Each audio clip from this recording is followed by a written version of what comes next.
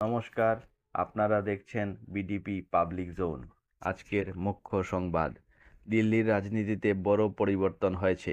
মুখ্যমন্ত্রী রেখা গুপ্তার উপর হামলার পর দিল্লি পুলিশের ভূমিকা নিয়ে গুরুতর প্রশ্ন ওঠে। এরপরেই কেন্দ্র সরকার কমিশনারকে সরিয়ে নতুন কর্মকর্তার নিয়োগ দেন। এই পদক্ষেপকে সরকারের জিরো টলারেন্স নীতির অংশ হিসাবে দেখা হচ্ছে, যাতে রাজধানীতে নিরাপত্তা আরও শক্তিশালী করা যায়। লোকসভায় অনলাইন গেমিং সংক্রান্ত নতুন বিল পাশ করেছে। এই আইনে অনলাইন গেমিং কোম্পানিগুলির উপর কঠোর নিয়ম প্রযোজ্য হবে, যাতে নাবালকেরা জুয়ার মতো আসক্তি থেকে বাঁচতে পারে। এখানে স্বচ্ছতা, ডেটা নিরাপত্তা এবং ইন গেম লেনদেনের নিয়ন্ত্রণের বিধান রাখা হয়েছে। সরকারের দাবি, এর ফলে যুব সমাজ রক্ষা পাবে এবং শিল্প ও সুশৃঙ্খল কাঠামোর মাধ্যমে চলবে। কেন্দ্র সরকারের কর ব্যবস্থায় বড় পদক্ষেপ নিয়েছে। 12% ও 28% হার বাদ দিয়ে এখন থেকে শুধু দুটি স্ল্যাব রাখা হবে, একটি কম ও একটি বেশি। বিশেষজ্ঞদের মতে এর ফলে ব্যবসায়ীদের উপর চাপ কমবে, ছোট শিল্পকে স্বস্তি দেবে এবং ট্যাক্স ফাঁকি রোধ করা সহজ হবে। তবে বিরোধীরা প্রশ্ন, এটি কি সাধারণ মানুষের জন্য সমান উপযোগী হবে? পররাষ্ট্রমন্ত্রী এস জয়শঙ্কর স্পষ্ট করেছেন যে ভারত রাশিয়ার চেয়ে বড় তেল ক্রেতা নয়, বরং পশ্চিমা দেশগুলির নীতির কারণে রাশিয়া নতুন বাজারের দিকে ঝুঁকছে। তিনি বলেন, ভারত তার জ্বালানি নিরাপত্তার জন্য স্বাধীন নীতি নেবে এবং বাইরের চাপ মানবে না। আমেরিকা ও ইউরোপের সমালোচনার জবাবে জয়শঙ্কর জানিয়েছেন, ভারতের স্বার্থই সর্বাগ্রে এবং দেশ নিজস্ব স্বার্থে বাণিজ্য চালাবে।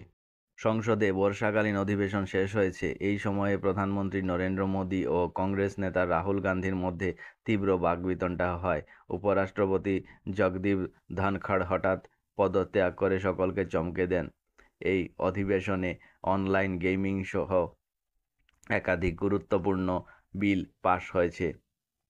এখন রাজনৈতিক মহলে নতুন উপরাষ্ট্রপতি নির্বাচন ও সম্ভাব্য জোট নিয়ে জোর আলোচনা চলছে। ভারত তার প্রতিরক্ষার শক্তি প্রদর্শন করেছে অগ্নি-5 ব্যালিস্টিক ক্ষেপণাস্ত্রের সফল পরীক্ষার মাধ্যমে।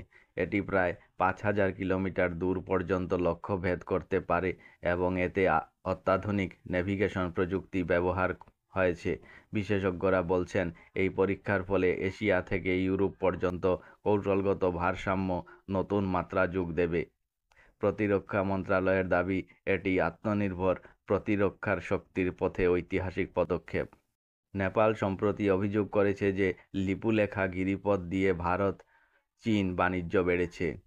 ভারত তা খারিজ করে বলেছে, এই পথ বহু দশক ধরে ব্যবহার হচ্ছে, নতুন কিছু নয়। সরকারের মতে নেপালের আপত্তির কারণও ঐতিহাসিক ভিত্তি নেই। পর্যবেক্ষকরা মনে করছেন, এই ইস্যু নেপালের আভ্যন্তরীণ রাজনীতি ও চীনের চাপ থেকে উত্থাপিত।